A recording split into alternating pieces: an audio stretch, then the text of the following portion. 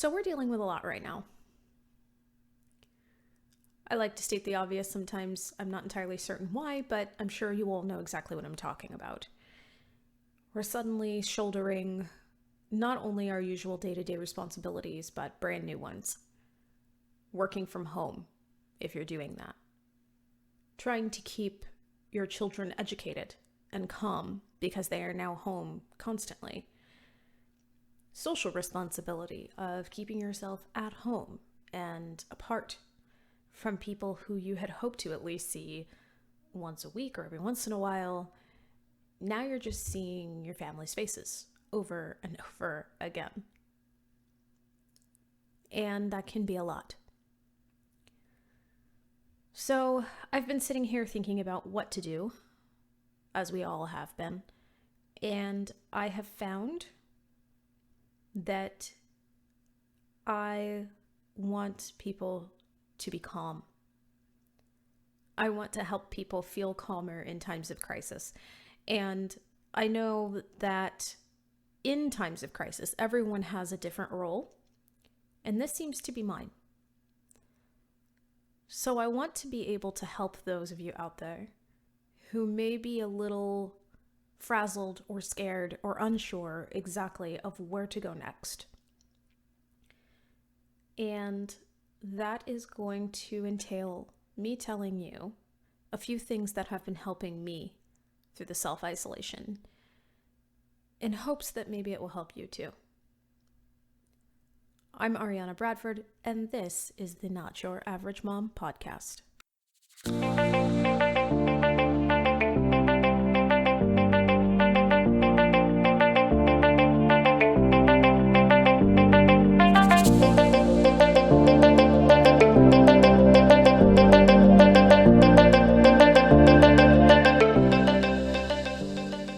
What's up? As I've mentioned, my name is Ariana, and this is the NYAM Project podcast. Stands for Not Your Average Mom, and you are listening to episode 7 of season 2. How to get through isolation.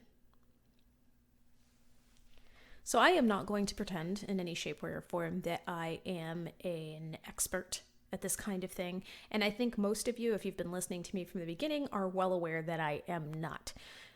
But one thing that I have realized is that no matter how different we are, there are certain methodologies that are going to speak to many different kinds of people.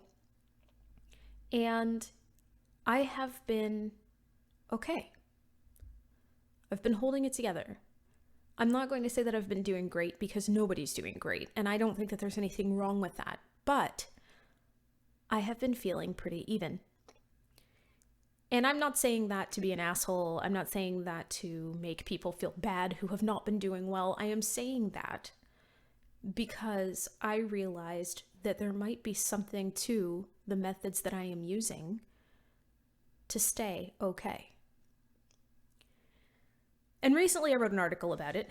It's on the NYAM website, but I know that some people, A, just don't really have the time to read, or B, just don't have the time to read, or C, just prefer to hear things orally rather than having to sit and read an article. And especially if you are stuck home with children, you're probably not going to really want to sit and read an article anyway. So I decided that I was going to use one of these podcast episodes to expand on some of the things that I talked about in that article.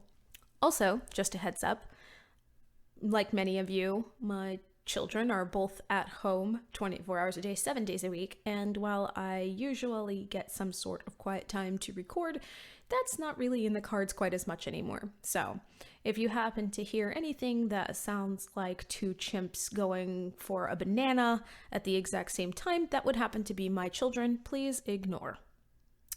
Thanks. So anyway, just a little bit of background for those of you who don't really read the website or who happen to be just not up on why I wrote it in the first place.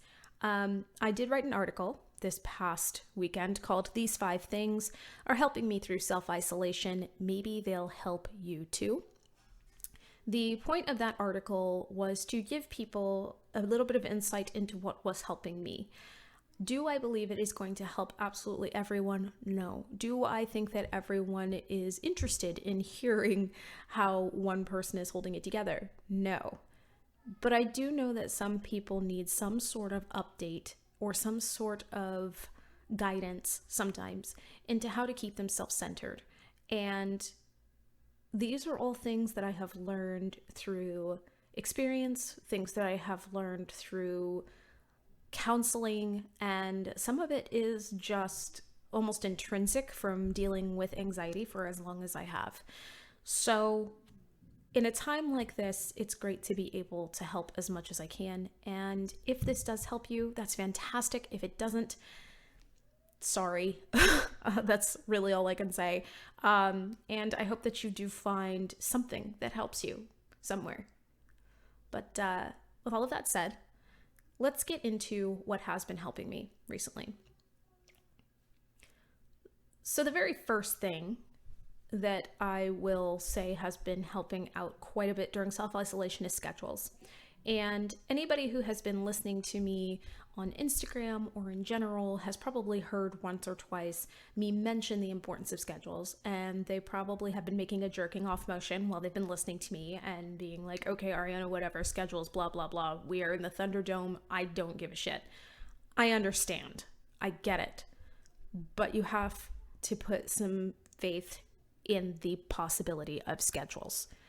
The reason why I say this has to do with the fact that when you are home all day long, studies have actually shown that you have a tendency to just let things meld into one another, and that lends to a feeling of helplessness and feeling out of control. And guys, there is so much out there that we can't control right now that adding to that feeling of helplessness, adding to that feeling of a downward spiral that you cannot get yourself out of, is asking for you to break and is asking for you to feel helpless and scared. And that, as we all know, is not what we are hoping for. So what I have been doing is keeping a schedule daily. Now, I feel like some people are a little afraid of the whole schedule concept because they're like, I'm a hot mess. I'm not really a person that can just automatically get up at 5:30 in the morning and just run until, a 9:30 bedtime and then get all up and do it again tomorrow. And my response to that is, neither am I. And I'm not a person who likes a hard-lined schedule. I really do not do well with being told that, at 11:30, I stop doing this right now and move on with my day, especially if I am focused on the task at hand.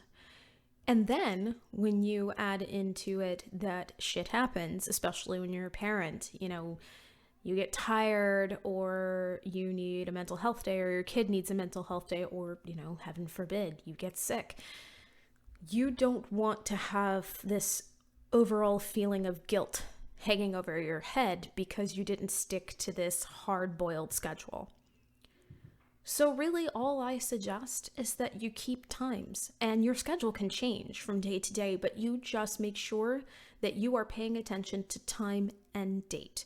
So on Monday, you set your schedule so that from 9 to 9:30 is breakfast time, and then from 9:30 to 10:30 is TV time or reading time, and you make sure that you schedule in time for the important stuff, but you also make sure that you allow yourself the grace of getting done late or early.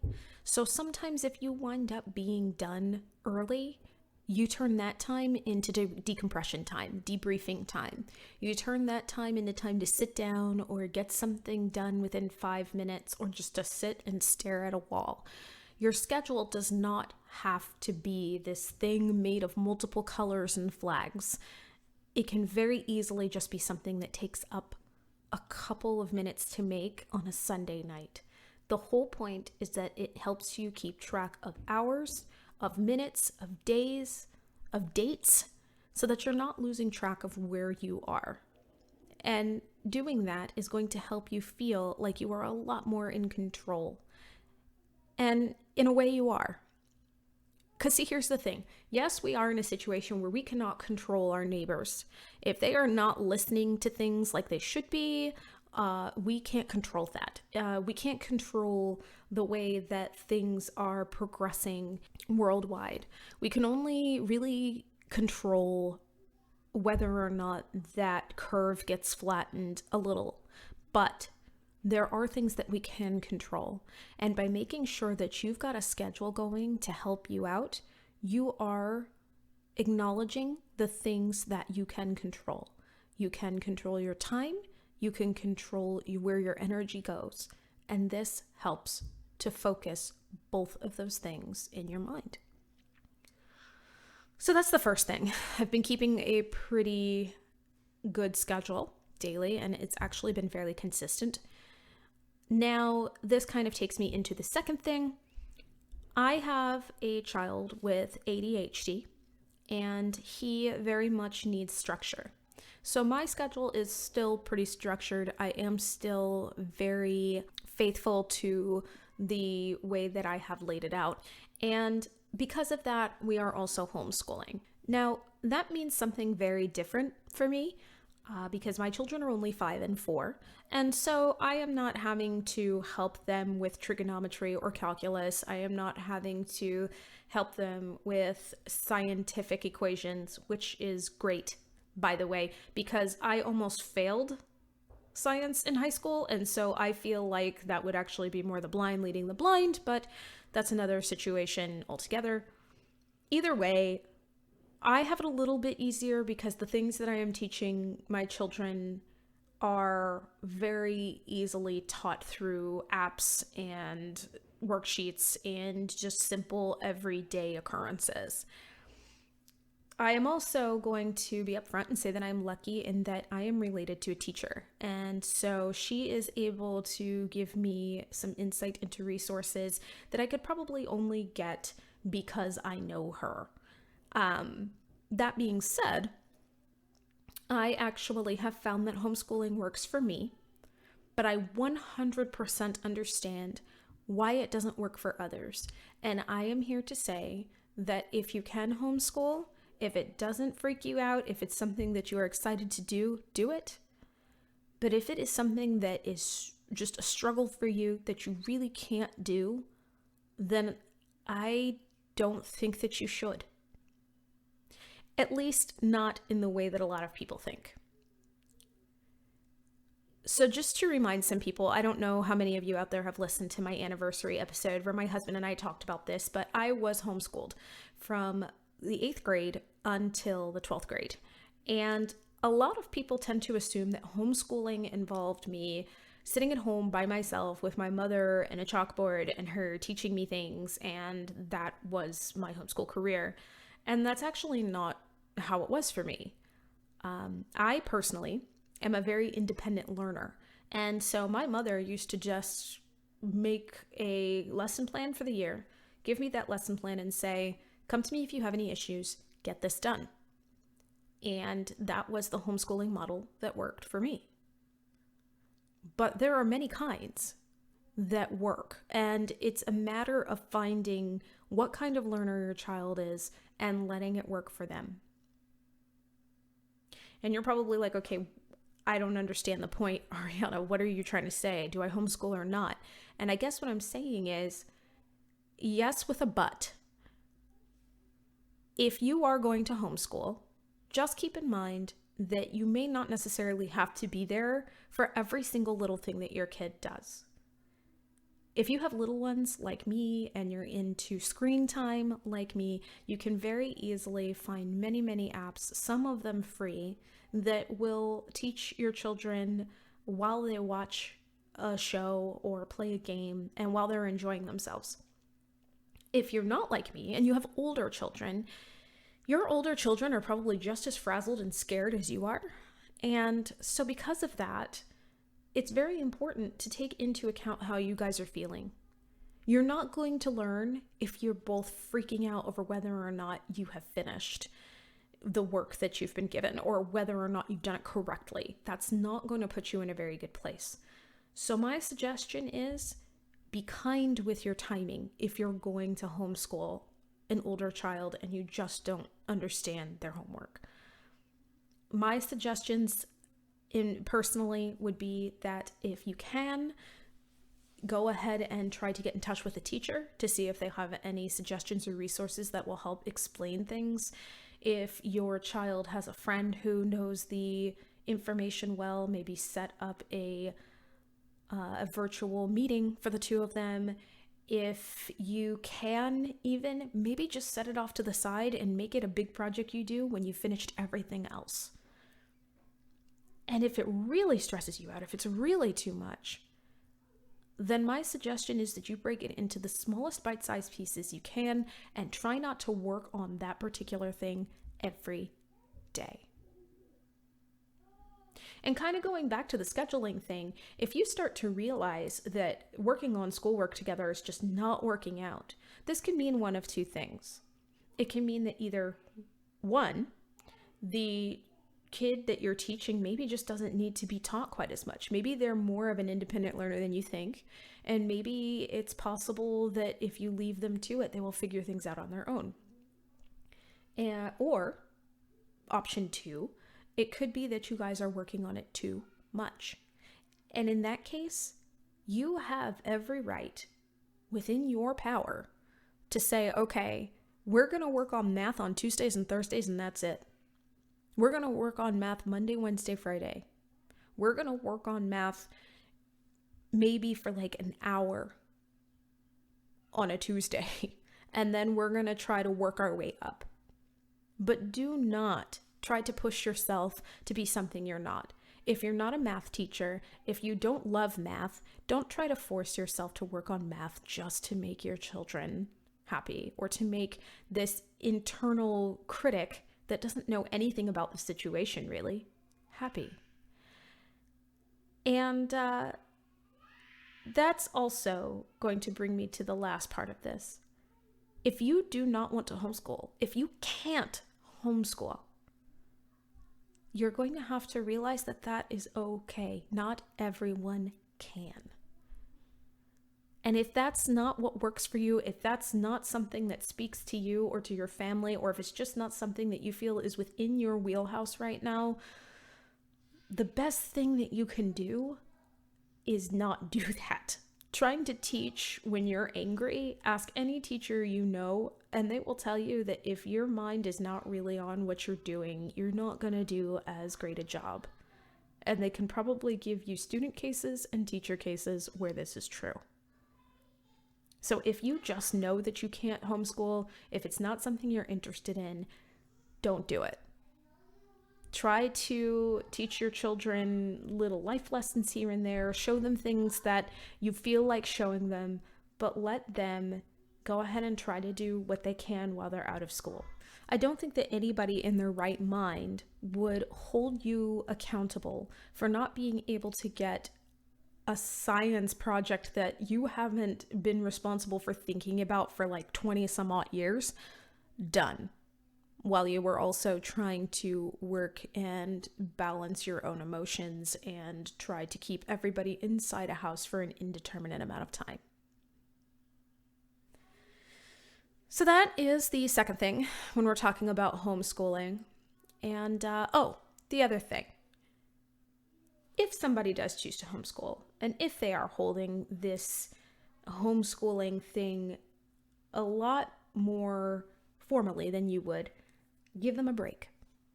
Now is not the time to start turning everything into a competition and trying to tell people the right way to do anything. None of us know the right way to do anything right now because we are in a situation that is bizarre and just unprecedented. And unless you know this person's child inside and out, you are not going to know what way works. And you're not going to know what way keeps the parents sane either. So let's all just agree to disagree if that's what we want to do. And let's just try to get through this together. Anyway, so if we're going to move on to item number three. Item number three is pretty simple, and it has to do with how you are looking at life in the future. Because I think that a lot of us are scared because we're looking into the unknown and we don't know what that could possibly turn into. And it is right now this big black hole, and we are scared of what's going to come at us from that big black hole. It's constantly changing. It always sounds like it's something new. And speaking as a person who has spent many an anxious hour having panic attacks over not knowing what's coming next, the most that I can tell you is that worrying isn't going to make us know any faster. And so it's not going to help anyone if we worry.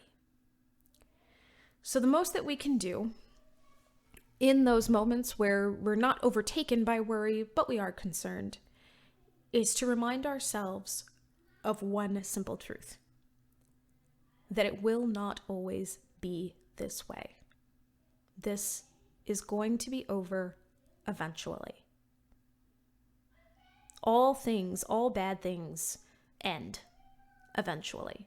And there's really no way that you can make them end any faster by scaring yourself. So the best that you can do is to remind yourself that every hill has a bottom, and that we're going to hit that bottom, and then with that momentum, we are going to roll right up to the top of the next hill. That's just the way it works. In fact, the way that I put it in my article, I feel is probably a good way to think about it. Basically, what I said is that it's a lot like waiting in a traffic jam when you're in a tunnel and everything is at a standstill. You see brake lights as far as the eye can see. It's dark. You're having to listen to the same shitty songs over and over again. The kids are crying. You're running out of snacks. Horns are honking. It's chaotic, and you're just wondering when it all will end. And you start thinking that you're going to be stuck in your car for the rest of your life, and you're never going to get out of that stupid tunnel, and this is where you're gonna die. And even in a situation that's major, where maybe traffic is jammed overnight for some reason, you always get out of that tunnel. And we're going to get to the other side of that tunnel.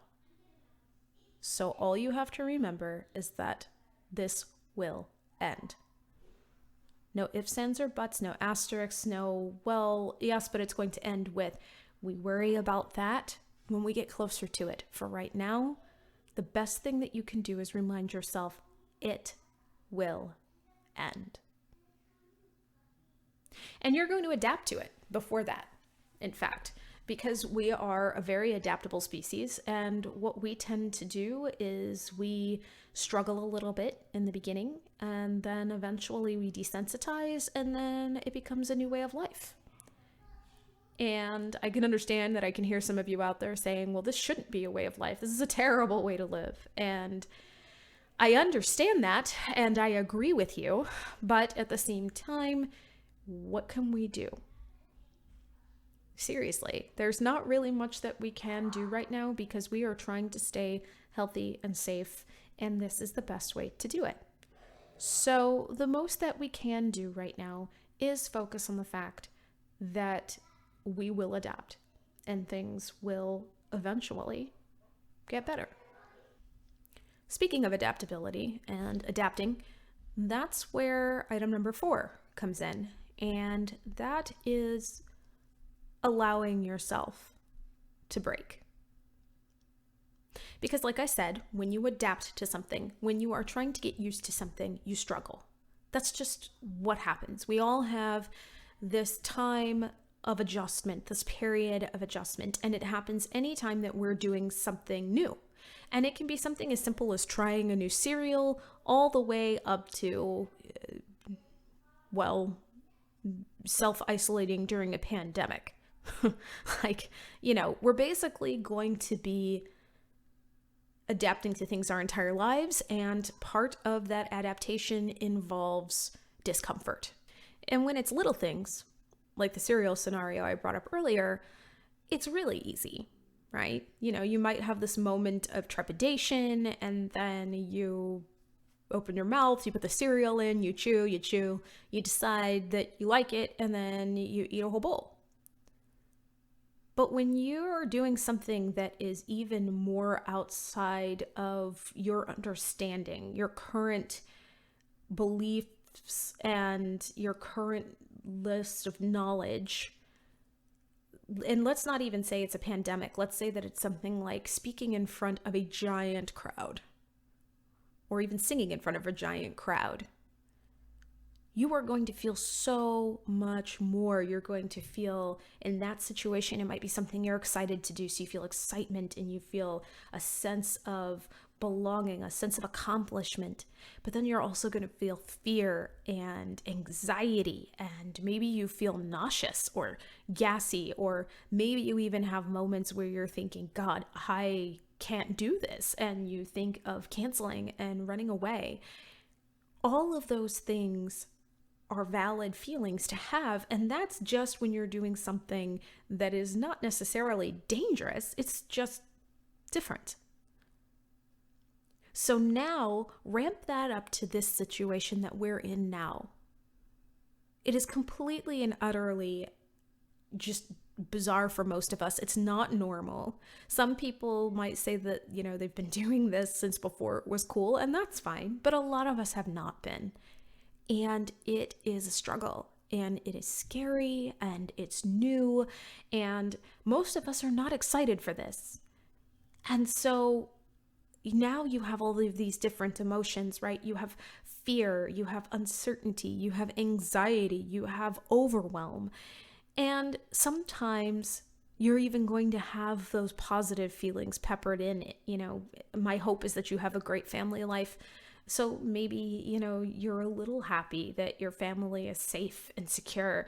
Maybe you have little moments with your family where you feel joyous and comforted by being able to do these things with your family.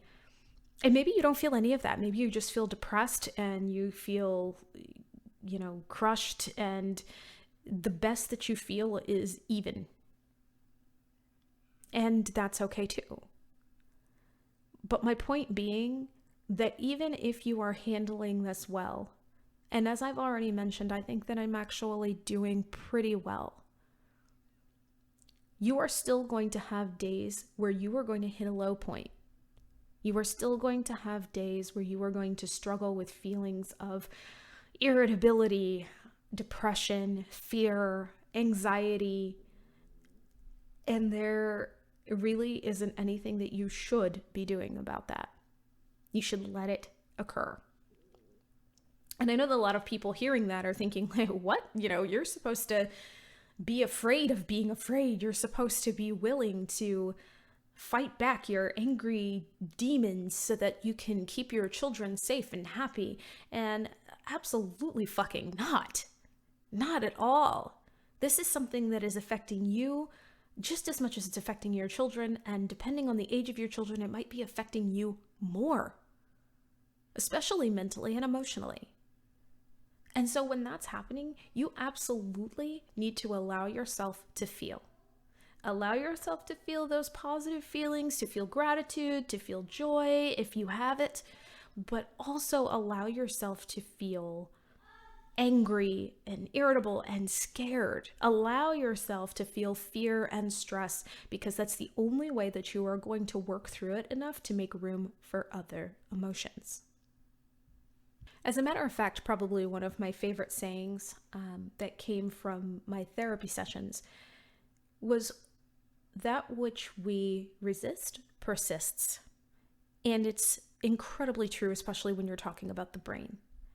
Your mind is trying to tell you that it feels scared and it wants to talk about it. And the more that you tell your mind, no, I don't want to think about what's coming next. I don't want to be awash in doomsday theories. I don't want to be afraid. the more that your brain is going to keep poking you and trying to get you to pay attention. So the best thing that you can do is allow yourself to feel what needs to be felt in that moment. And I know that some of you are saying, wait, like back up. You just said don't think about the future except for the fact that things are going to end. But now you're also saying that if I want to think about those things, I should? Pick a lane, lady. And my answer is, yeah. You're not going to be doing any of this perfectly. Like, trust me, this is all stuff that's been helping me, and I don't even do all of it perfectly.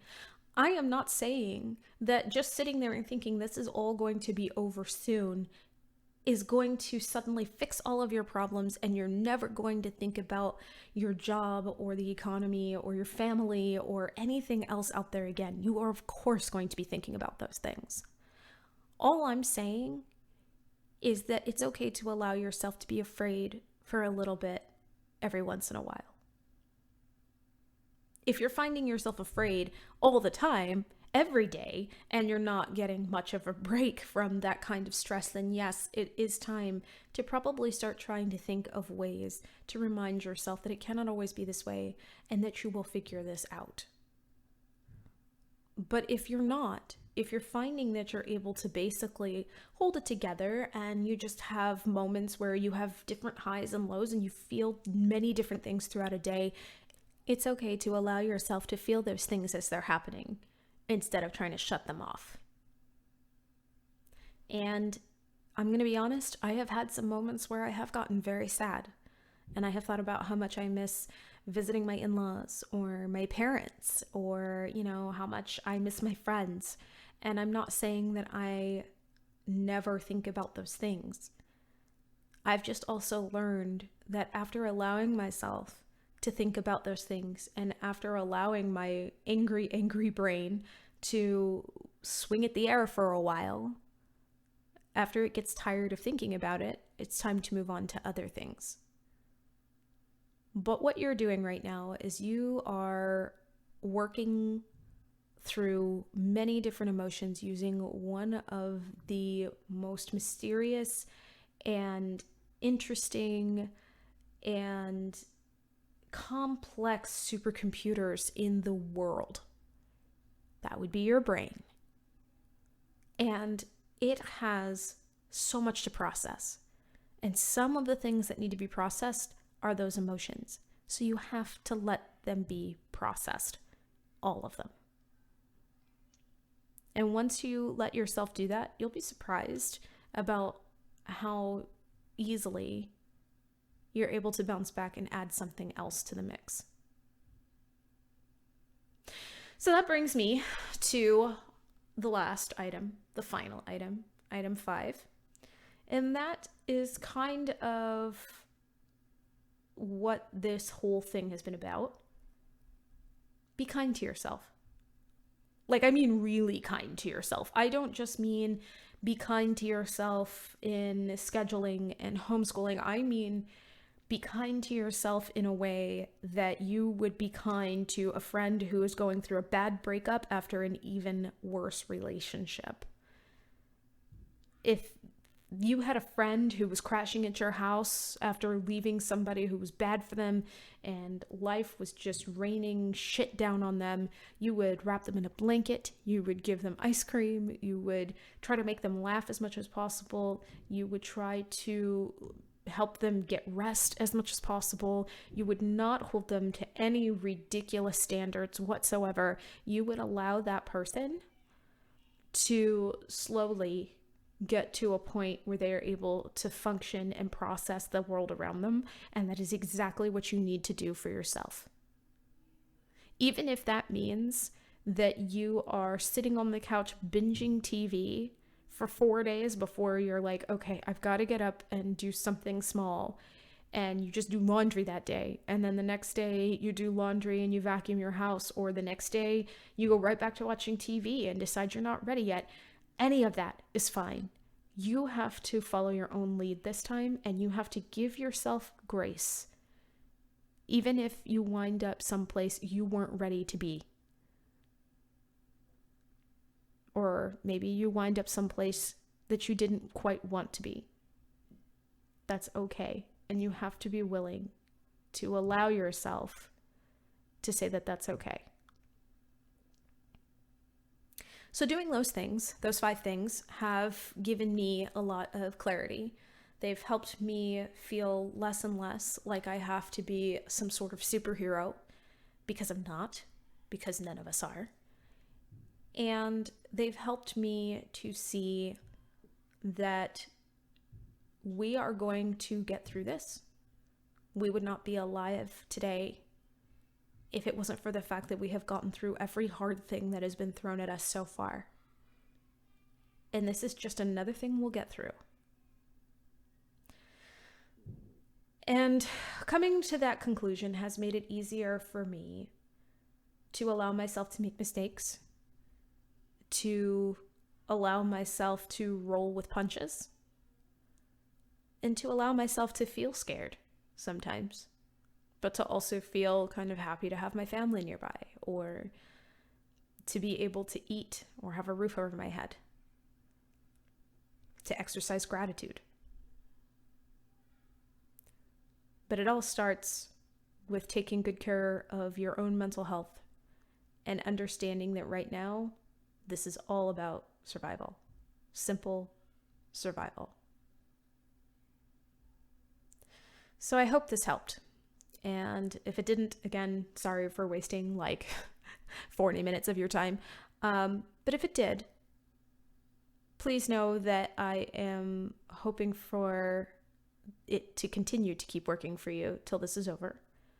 And no matter how this affected you, I hope that you and your family stay safe and healthy. And next week, I will return with another interview. So I promise this will be the last week you'll just be listening to me. But I do wish every single one of you the best. The Niam Project podcast is written and produced by me, Ariana Bradford. You can find out more about us at weareniam.com or on any social media under the Niam Project. Stay safe out there, stay home, and let's hope we flatten this curve together. See you next time.